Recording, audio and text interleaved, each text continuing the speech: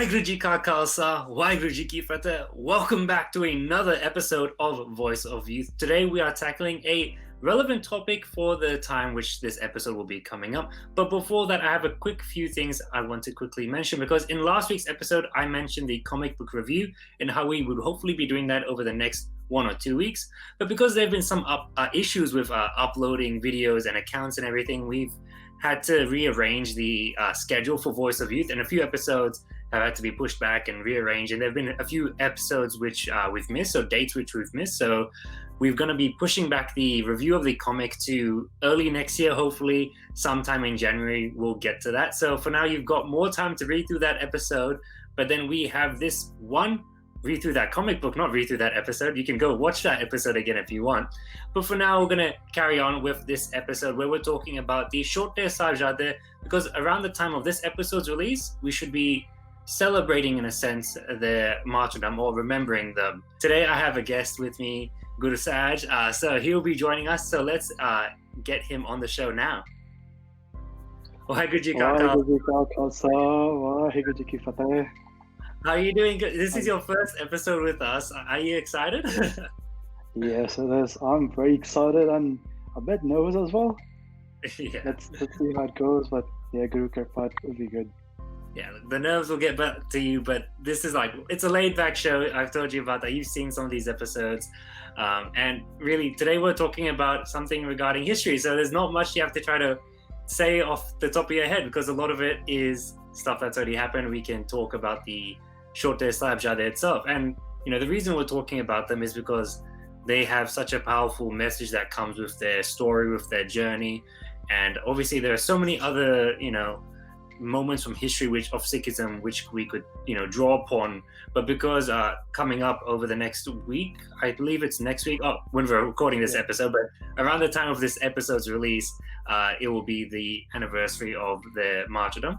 So it seems appropriate to be talking about that. And the timeline of the Chote Sahibzade, so we're going to get you, if you would like to share with us the journey that they've gone on and some of the stories or moments of history which relate to that.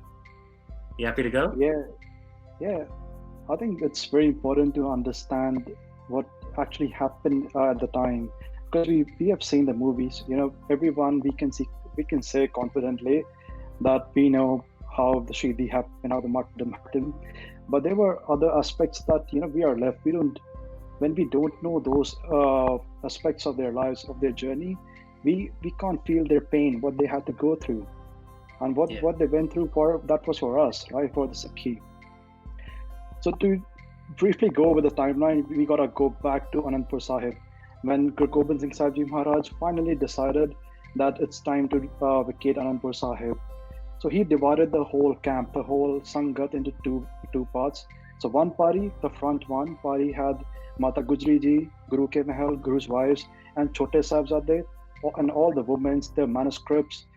And the second party had Guru Gobind Singh Sahib Ji Maharaj himself, the Badde Sahibzade, and he had 400 ferocious warriors with him. The first party, the Chote Sahibzade Mata Gujri Ji's, it was put under the command of Bhai Uday Singh Ji. It's very important to know who Bhai Uday Singh Ji was. Bhai Uday Singh Ji was Bhai Mani Singh Ji's elder son, Baba Bachittar Singh Sahib Ji brother, and he was actually the commander-in-chief of the whole Khalsa army. So he was put in charge of the first party, and they left Anandpur first. So the mission of that party, the first party, was to reach Nahan. So Guru Sahib Ji wrote a letter to the Raja of Nahan, to the letter addressing to the king that this is my family and give them safe passage in your kingdom. Yeah. So they had to take a direct route from Anandpur Sahib to Ropar, and via Ropar to Nahan. So when they reached the Sarsa River, we have all seen and we have all heard that how the high currents were flowing in the river. They had rains, and it was separated. The party decided that it's not safe to pass the river at this moment. We'll wait for the second party, for the Guru's party, to reach here. Then we'll try to pass the river. But exactly at the time when Guru Sahib Ji left Anandpur Sahib, Wazir Khan, the Nawab himself, commanded 10,000 strong contingent at the Guru, and Guru's party was engaged in fending off those attacks.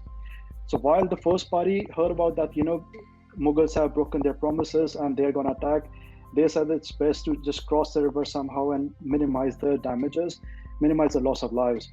Yeah. So they were, they were Khalsa Sikhs, they were daring Sikhs. They put their horses in the midst of that high current flowing Sirsa River, and they formed a human chain so that, they can pass the women and the children through it. While passing through, we had so much damages, so many people got flown away, and all the manuscripts, the Guru Sahib's Vidyasagar Granth, the Granth that was written in Guru Sahib Bhavanja Kavi and all that, everything got lost in the current. And the first party that was divided in further two. So that was Mata Gujri Ji, Chote Sahibzade, and Guru Ke Mahal, Mata Sundari Ji and Mata Sahib Deva Ji. It was further divided in two. So Chote Sahib, now we're gonna trace Chote Sahibzade's footstep, how they went along, right? So after crossing the Sarsa River, they traveled to Ropar. So it's called Rupnagar these days. So Ropar is like 41 kilometers from Anandpur Sahib. They reached there. While on the way, they met Gangu. So the Brahman called Gangu, who was a servant in Guru's court for a long time. And he said that I'm going to take you to shelter. I'm going to take you to my house. His house was in Morinde, and Morinde got a small village called Kheri. So that's where his house was situated. He took them there. Then we all know the story, how he became greedy. And he informed the officials, the government officials, that, I have the Guru's mother and Guru's sons, and we need rewards for it. While Mata Gujri Ji and Chote Sahibzade have reached Morinde at Gangu's house, Guru Sahib Ji and his party of warriors, they have reached Anandpur Sahib. They have fought the war there, and Badde Sahibzade ko shaheed. Yeah. And Guru Sahib, after the order of the Panj Pyare, he had to vacate Chamkaur Sahib. While vacating, there was a Singh called, his name was Bhai Sangat Singh. Bhai Sangat Singh had very close resemblance to Guru Sahib Ji himself. So he wore Guru Sahib's clothes, his dastar and his kalgi, just to put the Mughals in dismay that they have got the Guru and they don't follow Guru anymore. So finally, when the Mughal forces, the 1 million strong forces, finally overtook Chamkaur di Gadi and they killed all the Singhs there, they took Bhai Sangat Singh body. They thought it's Guru body himself. They took it to Sarhand for verification, and when they reached there, they took off his dastar and they saw that Bhai Sangat Singh has short hair while Guruji has long hairs. We read in Bani that Lamade case. So that's how they and Wazir Khan, because he was commanding the whole forces, he had direct line with the Aurangzeb, with the emperor, and he was responsible for everything. And it was, he became furious that I have millions of forces and I can't even subdue one Guru with limited forces. They had 4,000, you said? The Sikhs had 4,000 forces and they were up against 1 million? At Chamkaur Sahib, there were 40 of them. 40 Singhs versus 1 million. Yes. Yes, 40 Singhs, 2 Sahibzade and Guru Sahib Ji himself. So there were 43 people in the Gadi versus 1 million well-trained, well-fed, well-armed soldiers. And we got to understand this, that at Chamkaur di Gadi and even Chote Sahibzade, these people, all of them have been hungry for the last 7 months. They didn't have food, they didn't have clothing, they didn't have anything, because the Anandpur Sahib was besieged by the Mughal forces for 7 months. That was their condition, and still with that condition, they were in Chardi Kala. So after hearing that Bhai Sangat Singh is not Guru Sahib Ji, Wazir Khan became ferocious. He was very angry that he failed. He's miserably failed. But at the same time, he got the information from the officials in Morinde that they have the mother of the Guru and they have the Chote Sahibzade. He became ecstatic, that at least he has something to tell Aurangzeb, something to boast about his credibility. Yeah. So after that, they were, we know the story of how hardship it was. They were brought to the Sarhand. They were kept in Thanda Burj. Where they were kept, it was an open area on the rooftops. I think it closely translates like cold. It's something cold related. The translation I can't remember right now, but it's where you go when it's really hot, when it's in the summer. But because it was December and it was really cold there, it's not ideal in any situation to be living up there, right? Yeah, absolutely. We have historical records that those exact places, Thande Burj, they were used as summer retreats by the Mughals during summer times because it was cold during even the summers. So just imagine how cold it would be in the winters, right? How Yeah. we go to Punjab everywhere. We can't experience that cold. Yeah. So that was the condition. And on now it's like 24th of December. Sahibzade are ordered to be brought in the court. The court, the darbar is like in its full glamour. It's a public darbar. That's very important to know that it's a public darbar. People of the villages, people of the town, they were present there. Hundreds of ferocious looking warriors, they are standing there just so they can scare those kids and Yeah. make them agree to their will. Yeah. So And now, the Chote Sahibzade, they were 7 and 9 years old, I believe. Yeah. yep, 7 and Very 9 years young. old. Yeah. Yeah. Just imagine that, going to a strange place. They've been waging wars against you, and now you are alone with them. You Yeah. need you need Guru da Bharosa, you need Guru's faith to be in that situation. The Nawab of Sarhand, he had a courtier. His name was Suchanand. Khalsa calls him Chuthanand. So Chuthanand says to the Sahibzade that that your elder brothers have been killed, your father have been killed, all your companion Singhs have been killed. Now both kneel down in front of Wazir Khan, the Nawab, so your life might be spared. And now it's Mm. like now in Guru Pratap Suraj Granth by great poet Kavi Santokh Singh ji, he writes a beautiful line that it's very close to my heart. He writes what response Bhai Zorawar Singh ji gave to Suchanand's remark. He said, Kabiji writes that Sun Zorawar Singh ban savdhan, saban sunavat bak bakan. So listening to the words from Suchanand, Zorawar Singh became intent and addressed the whole darbar, like fearlessly looking into their eyes. And by Sahibzade Zorawar Singh ji said, Sri Satgur ji, jo pita hamare, जग में कौन सके ते मारे gym आकाश को क्या कोई मार है. He said that my pita, my Satgur, he's like Akash. He's like he's a sky. No matter Mm. how many arrows you shoot toward the sky, no matter if you even shoot missiles or nuclear bombs, you cannot kill the sky. Same way, Yeah. my pita, my Pyo Kalgitarji cannot be killed by anyone. So you're lying. We don't bow down to your treacherous, your sinful government. Mm. We have one true sovereign that we bow down to. And Yeah. just imagine their spirit. Just imagine their faith in their Sikhi. And Yeah. This is the one of bar those. goes on. Yeah. This is one of those things that really, one of the clear messages. Like, while we're quickly on this, I'll quickly mention because one thing I mostly remember this from the visuals of the Vismad movie, which I remember seeing as a kid, where they purposely had them go through the little door, so that way the only way they could go through was to bend forward and enter. Yeah. But they didn't even do that because, like you just said, they won't bow down to someone else like Yeah. that. And it's one of those messages where you don't just conform to someone enforcing their ideas onto you. You don't bow down to falsehood in a sense. Yeah, it's just one of those messages which I really found interesting and personally clicked with me. So I just wanted to quickly mention that you can carry on with the timeline right now. Sorry about that. That's like 100% true. Patan Singh used to say that our head and our dastar, it's not ours. We can't say that this is my dastar. We say it's Guru's dastar, Guru's head, and the Guru's head only bows down in front of the Guru. Mm. So this is the framework. This is the precedent that the Sahibzade set for us to follow. Yeah. So I'll just quickly wrap up. Although the conversation between Nawab, his courtiers, and the Sahibzade were far too long to cover in this episode, but after that, the politics, what the politics works is Sam Dam Dandaped. So first either you surrender or you are given you're enticed with greed, or you are then threatened to bow down to their will.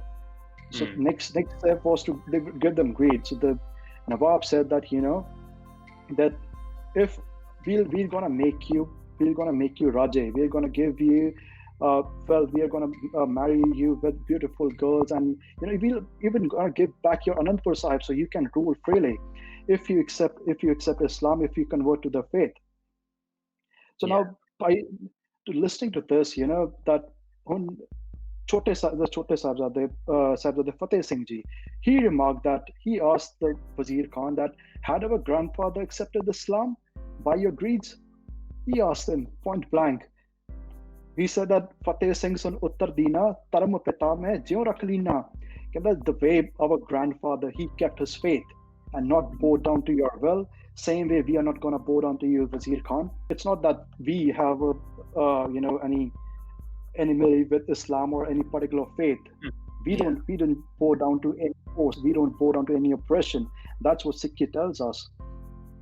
And oppression. I've got a beautiful, beautiful line that I just love that says, "Hamre bans reet im ai, sees det par taram na jai."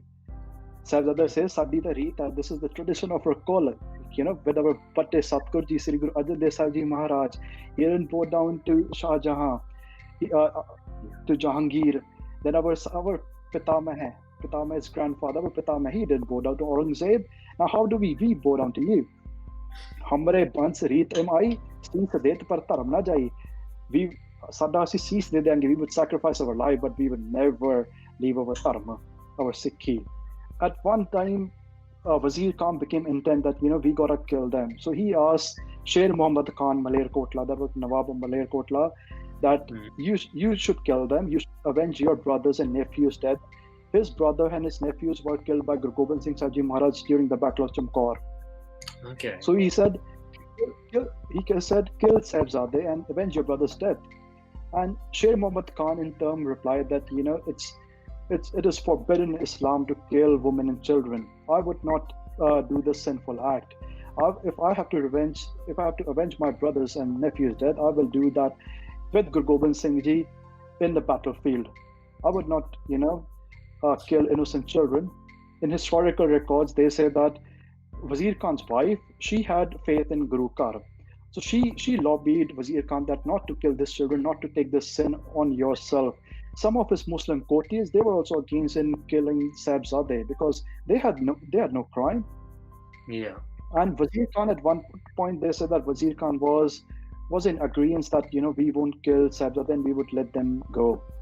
But again, that Hindu courtier Suchanand, so he sensed that Wazir Khan is going soft on the Sahibzade. He asked Sahibzade, the Sahibzade, bacheo, what if we let you free, we spare your life and we let you go? What would happen then? Sahibzade replied that we would go back, we would assemble our Sikhs and we will wage war against you. And then Suchanand again asked that what if we again subdue you and again we let you go?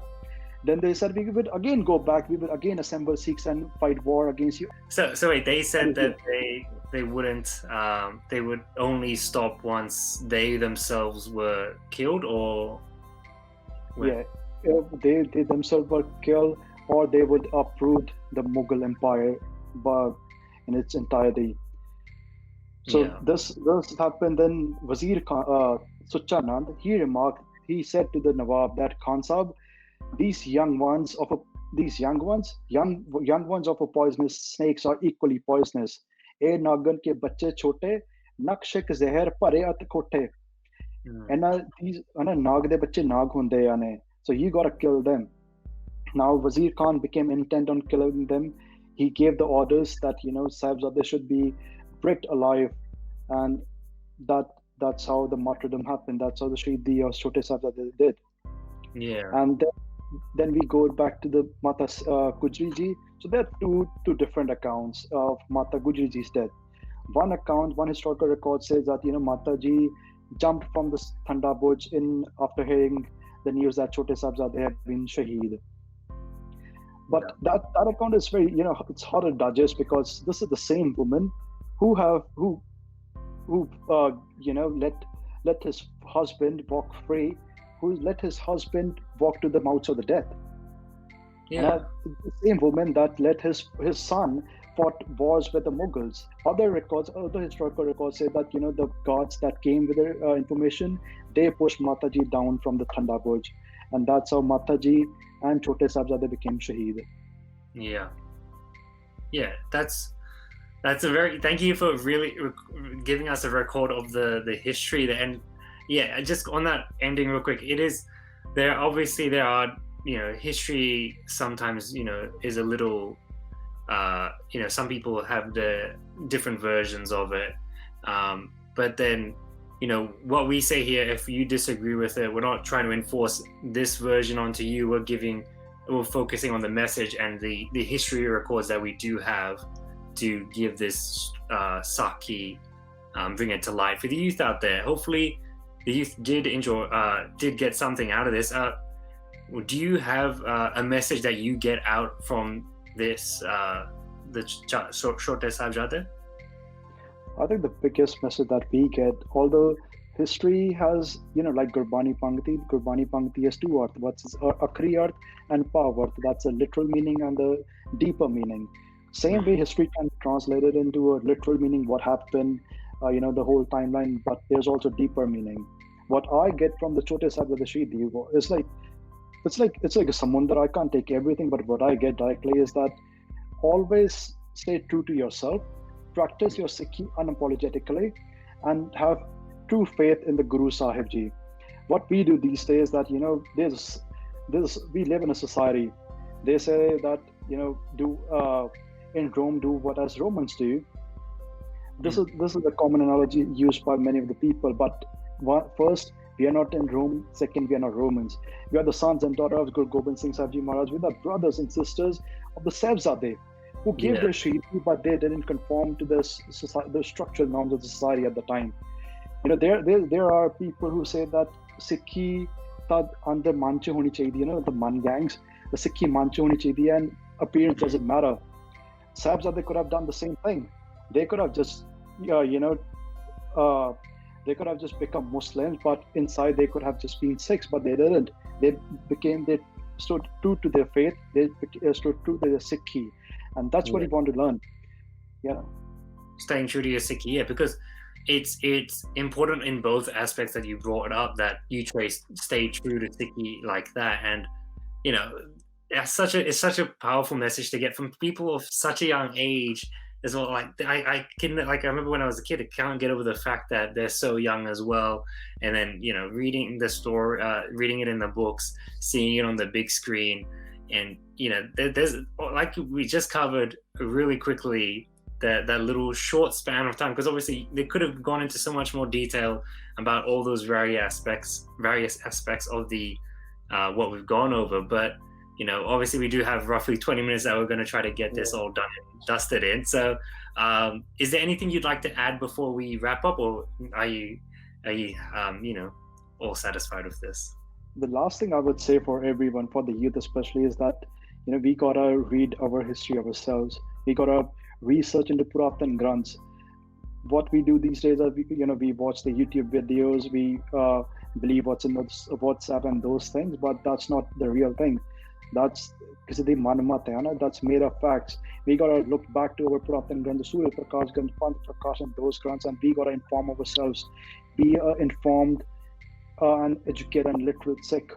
Don't believe on those things. It's important to read Gurbani as well, read Itihas.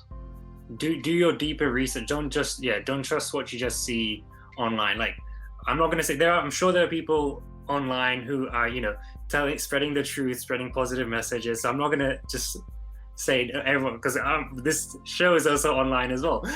But do your deeper research. Make sure you try to double check everything, and maybe if you haven't, I'm sure if you've gotten to the end of this video, thank you for watching, but if you do know some youth out there that might not know of the Saki, the stories and everything that we've shared about today, send them a link to this video. Tell them, even if you don't sit here and watch it, put it on in the background of what you're doing. Maybe you're cooking, maybe you're drawing, maybe you're doing something where you can listen to the Saki, listen to the history of the Chote Sahibzade, and maybe still get something out of what we've talked about today. So once again, I'd like to thank Guru Saj for joining me today. And quickly, before I was meant to mention this at the start of the episode, you've noticed that we have a background for today's episode of Voice of Youth.